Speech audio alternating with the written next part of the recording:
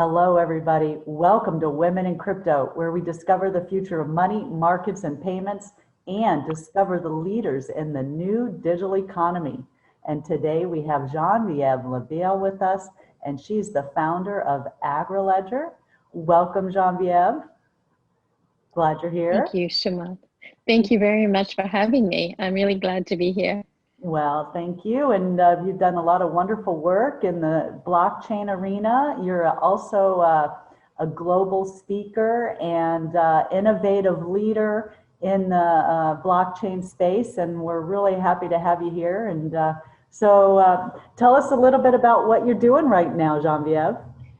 So what I'm doing right now is really taking the company to the next level.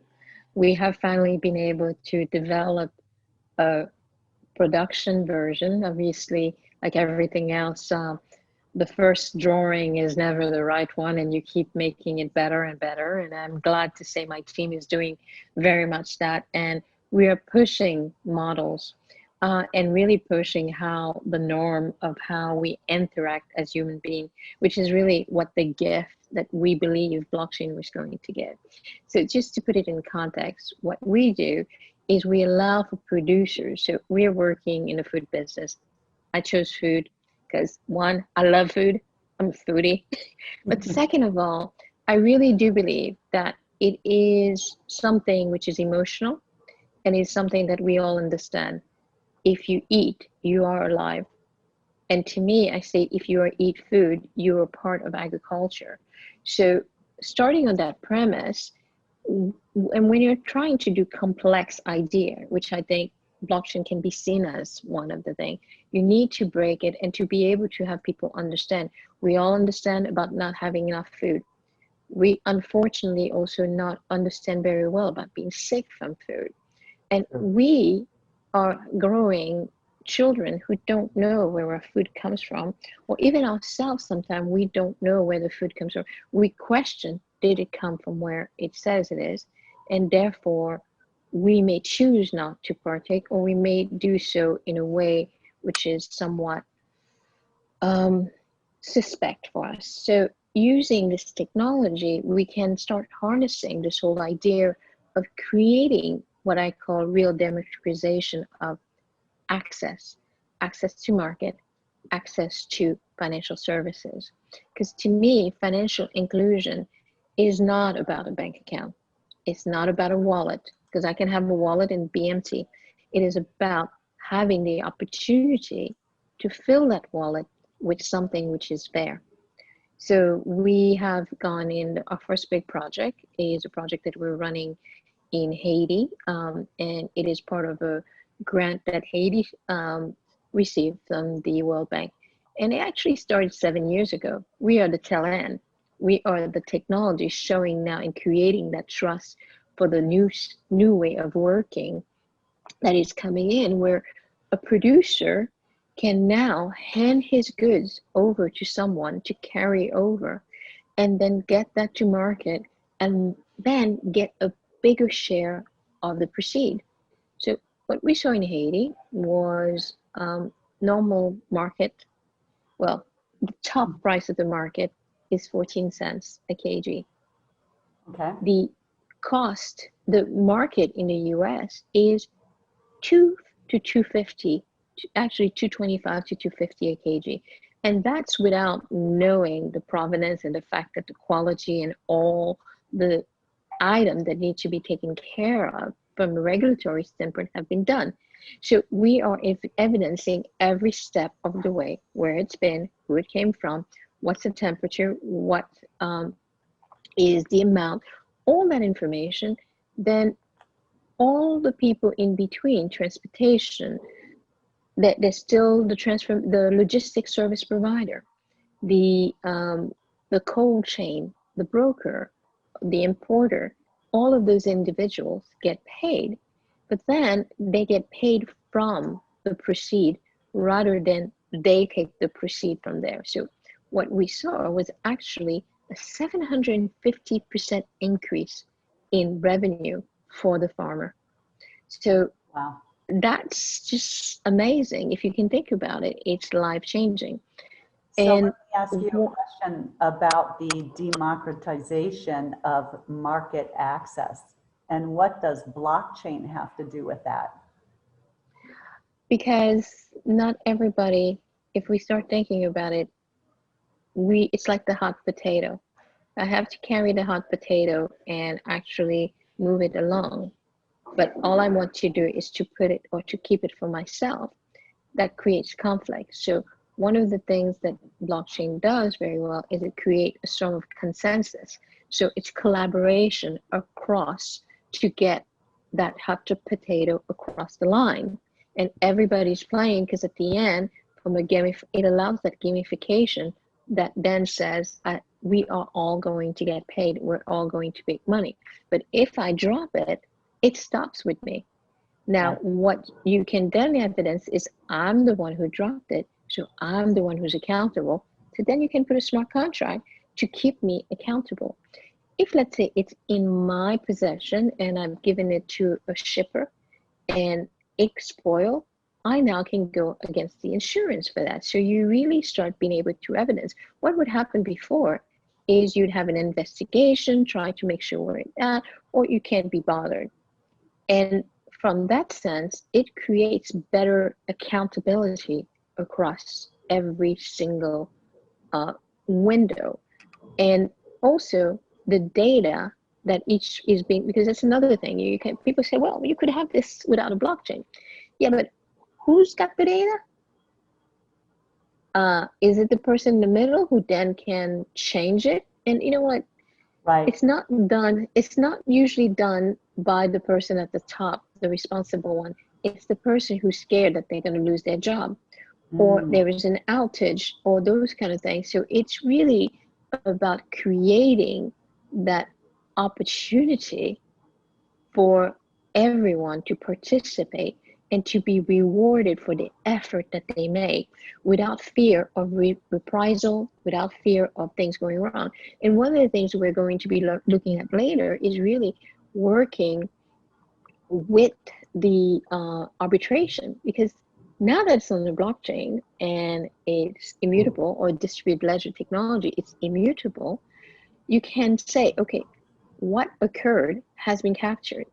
We can come in and give evidence, but we don't need to hire umpteen lawyers and go to court to be able to deal with this. We just have to get the arbitration board to be done. And there is actually a precedent on this. And it was not long ago that I knew of the precedent about 2 years ago, but I didn't know who it was related to. So they was in Shenzhen, the Shenzhen court, a ruling that was made. And that ruling is what gave us ByteDance, which is TikTok. So when they first came out, their idea was stolen by somebody else. What they did is they took a copy of the website and put it on the blockchain. They took a whole thing and stored it on the blockchain. Then they went to court, and that was handed to court, and they were able to free their idea, and the person who was trying to take it away from them was punished, and that allowed them to flourish. I see. And those are things that you can do with blockchain. So what we have been doing up till now is really about transfer of value. And transfer of value is finite versus information capture. What I capture today may not appear to be important, but when I layer this with things like machine learning, AI, I then can get insight, which will allow me to understand why did something go wrong. And finally, I think also we are really going to be able to look at what is sustainable financing, because financing right now is usually done in two places: at the bottom in a form of aid, and at the top with those who already have plenty. But no one is putting in the middle or looking at the issues around infrastructure and how to deal with them, and what are the investment that needs to be done to remove waste. So now we can concentrate because we can capture information that allow us to move forward. Wow.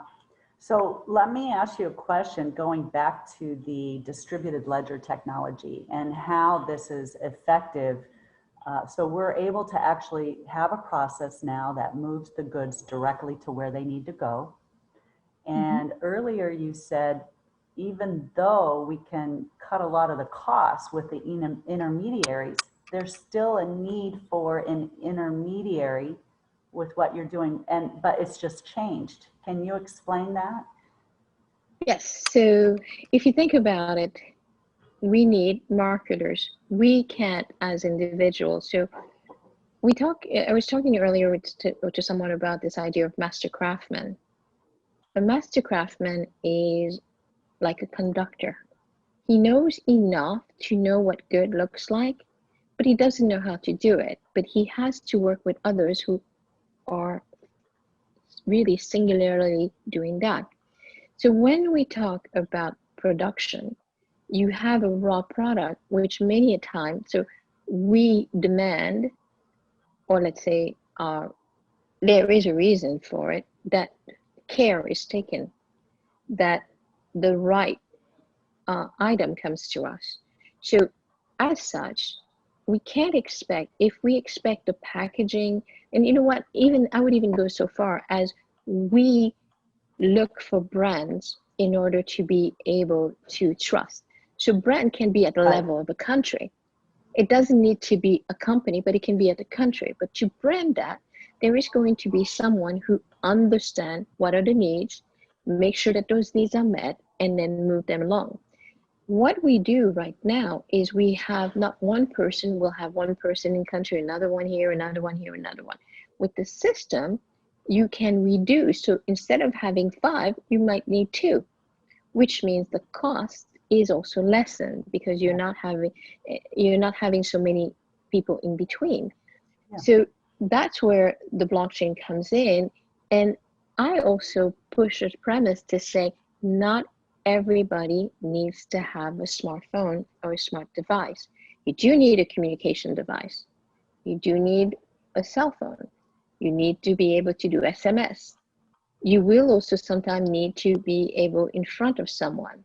You know, when you're handing the good to someone. You know, if you're sending something through express mail, you're going to go to the post office and somebody's going to come in and they're going to sign saying that they've received it from you. And that's what we're able to do with the blockchain to get that signature and that evidence.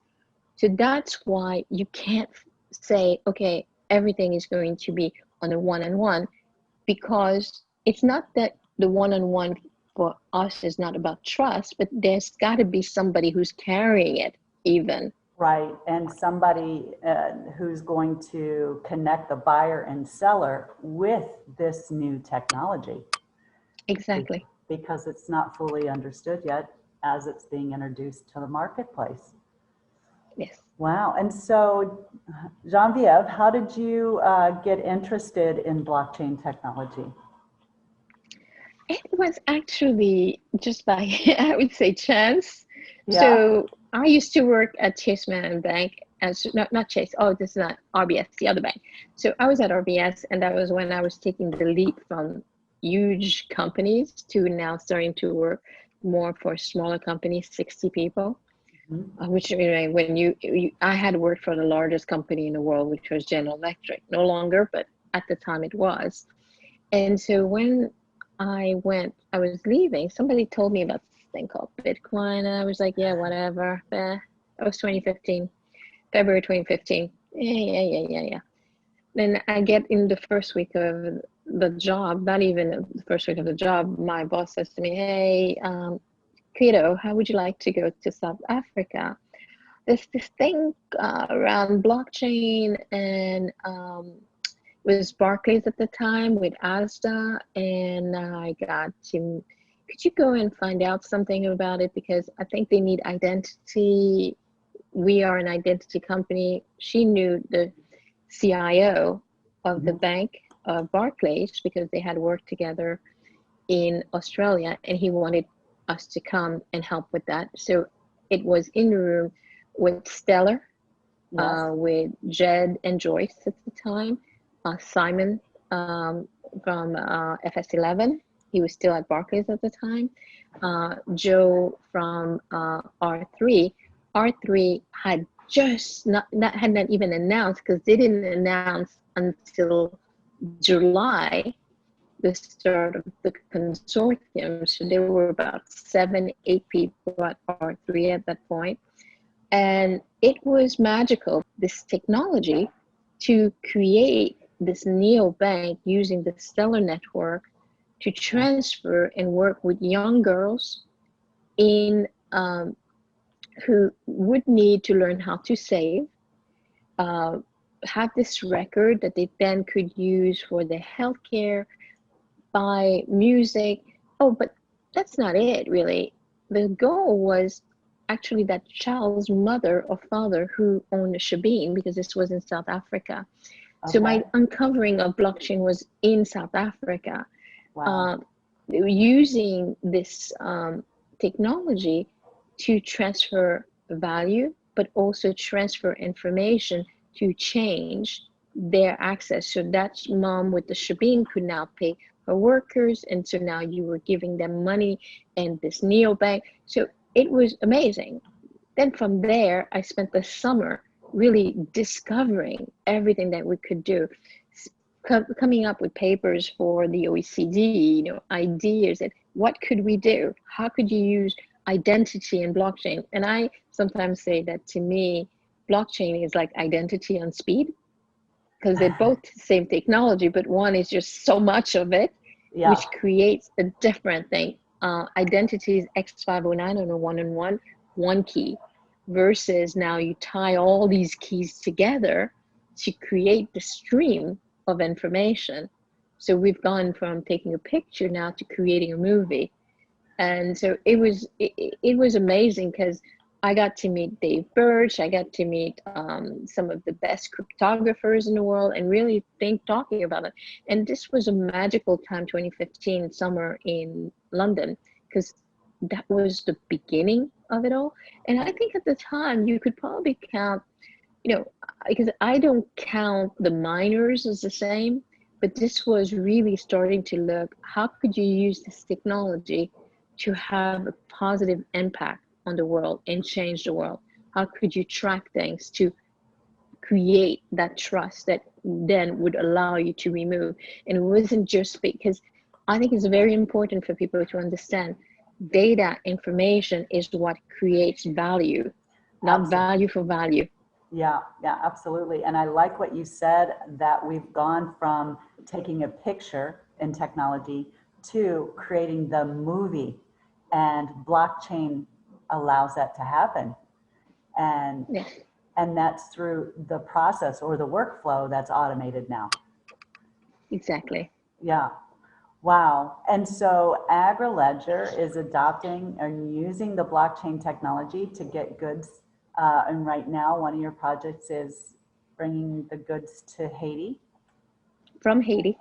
From So Haiti. right now, Okay. so from Haiti, it's really working with the smallholder farmers in Haiti. And, farmer there should be a very loose word, because these are producers with maybe 5 trees in the back of the house, but that gives a lot of stuff. And normally they would fall on the floor, or they didn't get, somebody would not come in and pick it up. So what's happening with them is they're getting registered by the government, and then when they're ready, they call, somebody picks it up, they continue to own the goods all the way to market, and then everybody gets paid. So the result was so good with what happened in Haiti. So from May till July, and it started late because of the pandemic, Yeah. but they were able to make to demonstrate where the farmers, FAO talks that, and the UN talks that improving most farmers' life would be an increase of about 30% from current value. These people were able to get 750%, and it wasn't through any manipulation. It was, and unfortunately, it could have been better if there hadn't been so much waste. But as such, they were still able to demonstrate so well that the Haitian government and the World Bank actually opened at the beginning of September a new call to look at the industrialization or the exportation of avocados from Haiti. It's something that has never been done before. Wow. We all know how expensive avocados and how they're wanted all around the world. So being able to create this, but in a way which allows the farmer and the service provider to work together in conjunction to be able to make it successful is really what's key. Now, the pandemic also was a time of reflection for us. It So sure is. we were busy trying to make sure everything went live for Haiti. I was trying to deal with the fact that my global travel now is through the airwaves. So talking globally means I'm on Zoom many a time or different platform, which sometimes don't work the way I expect them to. Right. But so while we were doing that, someone approached me about doing somewhat of a, could you use the platform to support someone who had a factory of different snacks come with where the snack goods were coming from different places. And he wanted to demonstrate not only their provenance, but the fact that they were paying the producers fairly. And in asking that, they also were suggesting that I go against a grant that was being provided. So governments around the world, those who had the mechanism, created these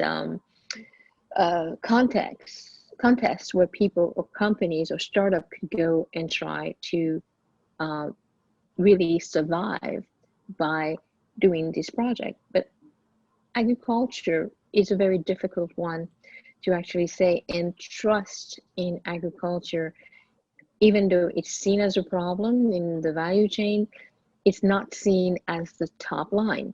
And one of the things that's been the top line has been the whole fiasco around the protective wear, so PPE, and how to get it, and that it, some people say the whole supply chain was not broken. I will agree, supply chain was not broken, but value chain was for sure broken. I like how you Value put in that. people, Value chain. yeah, Yeah. the That's value excellent. chain of that. And sorry. So in terms of what we have seen is that um, goods would be on their way and there would be intermediaries which would, or bad actors, or sometimes not even bad actors, is bad circumstances. So when we talk about fruits, we look to make sure that the fruit keeps a certain temperature, keeps a certain humidity. So when I was reading at the beginning of May, I was looking about all these newspapers saying that goods were being sent back to China. So the antibody flow tests were being sent back to China because of them failing. And I'm actually a scientist by training, not a Wow. banker. And I started looking at it, I said, of course it's failing, because I was interviewing people and they were saying, there's no temperature requirement. And I'm like, the pamphlet says it needs to be at this temperature. What do you mean there's no temperature requirement? And realized that people were hoarding things. So buying it from the farm, from the factory, hoarding it and looking for the highest buyer before I see. selling. Things would go onto be sent, not put in the cold chain, or it go in the cold chain, and because the cold chain got broken because it was stuck on the tarmac forever, because we absolutely lost control of the global flow of things. People were stuck places. So what we then said is, if you can track a mango from the mountains, from Cormon, which is big mountain in Haiti, Yeah. to the hand of a customer in the US, why couldn't you use the same technology to track a test that is manufactured anywhere in the Far East or even wherever, and then assure that throughout its journey, it's been in the right places, it hasn't been tempered, it hasn't been open, and then also nested in a way to where you get that real chain of custody. And through that chain of custody, you're assuring. So it took me a while because I knew with food, if I get you the food, you know where it came from, you don't get sick from it, and you have enough, and we can also know where the food is. Well, same thing has been happening, and I fear is happening with the testing. There isn't enough. It's not enough, and it costs too much. Why does it cost too much? Because there's too many people in between taking a piece. I see, yeah. In reality, we need to get it from point A to point B with the minimum number of people. But it's not only about, I know this is a secure provider. I also need to know secure provider goods all the way up to the individual. And with using the blockchain and using IoT and using AI, we can tell where is it? Where is it in the process? Where has it been? Is it what we expected? Has it been tampered with? So if everything is fine and you now receive this test and you have a positive outcome, we know that this was a good test, and therefore your certificate or your passport is valid, because passporting is what's going to get us out of lockdown. It's what's going to make sure that we know who's safe and who isn't. And there is, with that technology, the ability, mostly because it's digital, you can put an expiry date. So this whole thing of, well, is it 3 months, is it 6 months, is it 2 years? Doesn't really matter, because we don't know what we don't know. But we seem to be worrying more about what we don't know rather than trying to find it and getting people back into some sort of normalcy.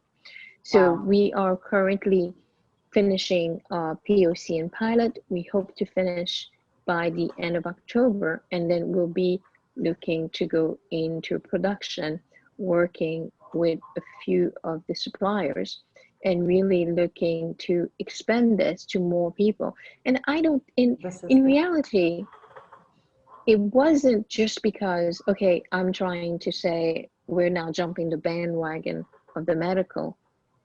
It was something we were talking about. How would we then take a fruit? So think of orange from Valencia. If I have an orange from Valencia and I'm presenting an orange of Valencia to you as a physical orange and I track it, okay, we've done job done.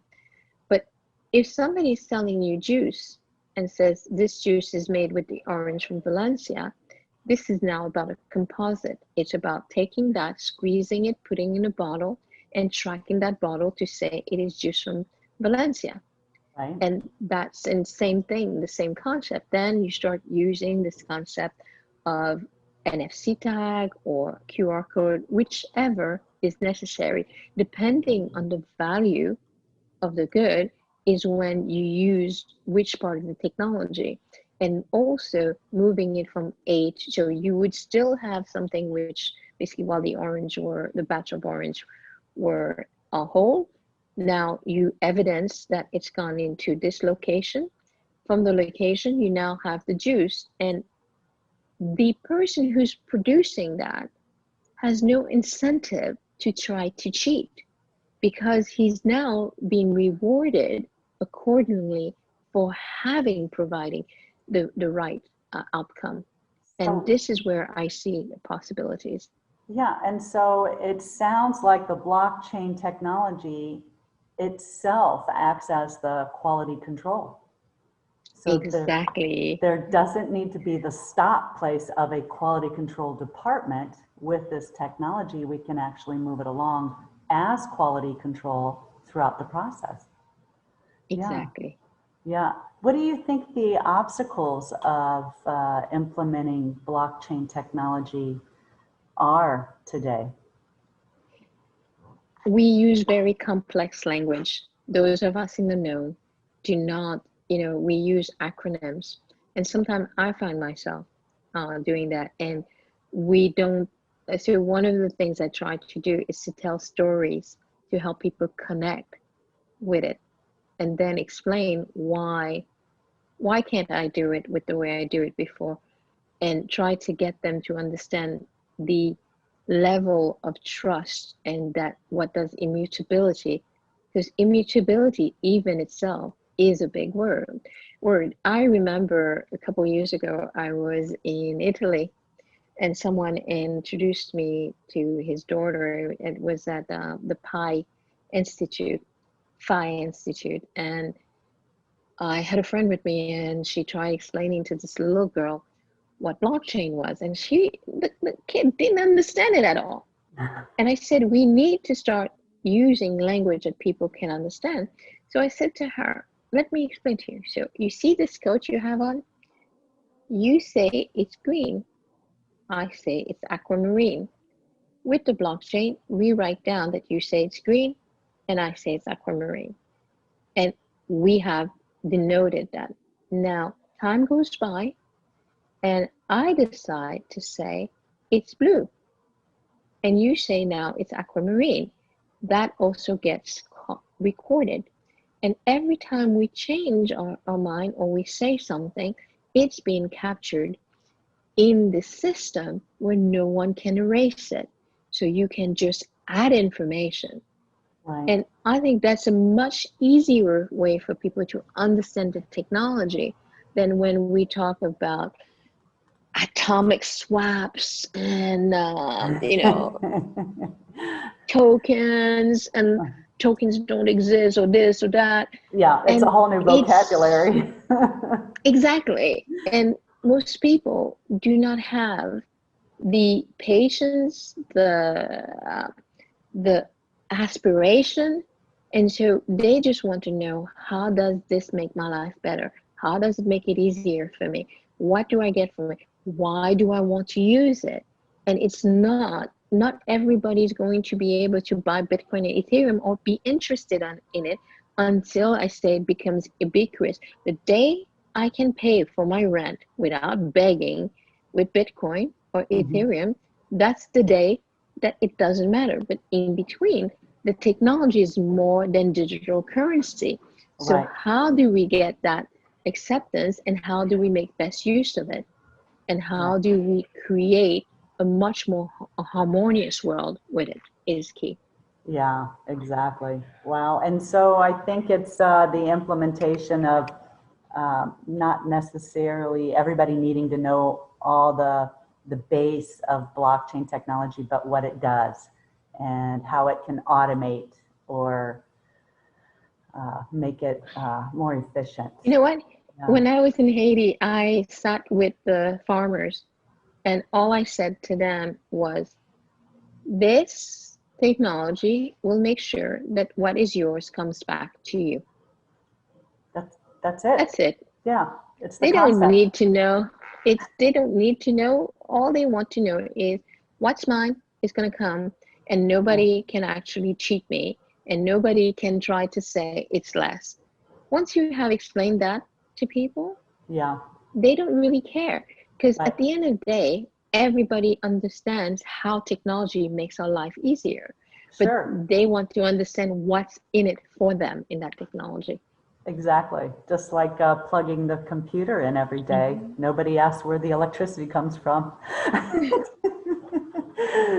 So, wow, you're doing all kinds of wonderful things, Genevieve, and I'm so glad to have heard more about AgriLedger. So what direction do you see you're going in next, or what project you're working on next? So we are actually looking to do a couple of projects. We have been in talks with an organization which is looking to change, to give an opportunities to farmers in Colombia Oh, around getting them, with the FRK and trying to get them away from cultivating the cocaine and looking to cultivate cocoa. The type of cocoa that comes from there is of a quality which is not always paid the right price. So by being able to track that cocoa, you can then demonstrate where the provenance is and then assure a better return to the producers, and that way incite them to actually do this instead of going back to doing cocaine. We're also looking at a project in Africa with Nigeria, and the last few weeks I've been approached by a number of people who really want to be able to look at how to spread the mission, is all I can say. It's the spread of the mission. And for me, it's key, and it's a learning process at the beginning, but also our approach is that we see this being available to any product, Because if you look at things through the view of a product, then it's what are the characteristics to that product which denotes its quality? What do you need to be looking against that product, and then evidencing that it has been done? And therefore, you then can actually create back the wealth. We are also looking at how can we actually start looking more at circular economy. So instead of saying this is only good for the international market, how do you foster and create that same transparency and that same ability to receive fair and equitable at the local market, and reducing in many countries the amount that is imported. So when we look at places like Haiti and many places in Africa, the amount that so the numbers I always remember are the one for Haiti because it's the one that's been in the forefront, but I looked at other countries and they're the same. So Haiti produces about 1.2 billion. This is accounting to the FAO. They actually are, sorry. Oops. There you are. Sorry. That's okay. No, so let me go back. So Haiti produces about 1.2 billion, imports 975 million, and exports 25 million. Now, if we can actually get the export to be higher, but also the import to be lower, you then start having where you're not servicing debt to feed your people. And you're creating also trade.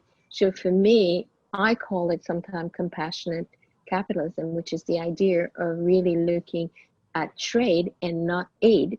So if you can foster trade, you then create, you're not relying on remittance, you're not relying on aid to actually get economies to be where they need to be. Wow. I don't think that we need to have only a few very rich. We need to have more equality and more distribution of that wealth. Yes, absolutely. And so this technology will help with that. Rather than transferring along the wealth, it'll keep it with the source. It will, yeah, it will keep what is necessary to be kept with the source, and those who are in between, who don't provide the service that the source needs, will not be beneficiary of what doesn't belong to them. Yeah. Also, we can remove this, we can create better liquidity, better cash flow management. And the next thing I'm looking at is how to really work with financial services to get them to understand this. I'm not one of those people who stays down with the bank. Unfortunately, when you spend 25 years in one, you can't be thinking that way. Yeah. But you can look at efficiency and risk reduction and risk mitigation across the value chain to then allow even the bank, which is part of that value chain, to be much more efficient in what it does. Wow. So lots of things to come, that's for sure. Yes. And lots of changes are happening as we speak. Oh my God, yes. Wow. Well, I thank you so much for your time and joining us here on Women in Crypto, and sharing what AgriLedger is doing and what you're doing with the technology of blockchain. And keep up the great work. I know that we're going to see a lot more happening as time moves on too. So thank you. I hope so. And you know what, though? I think that it's a movement. This really, my goal is to create a movement. And it could be there are others who join me. I really look for others to join me in that movement. It's also about creating standards for me. It's about getting everyone to talk the same language, so that we then can assure that there's no ambiguity as to what the outcomes are. And for that, it takes time, and it's also more of a science. It's between art and science.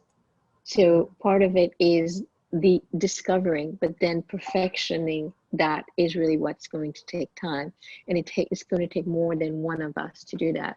So I'm really looking for others to join us in that journey. This is wonderful. It's the integrity that's being tracked with blockchain and the immutability. Yes.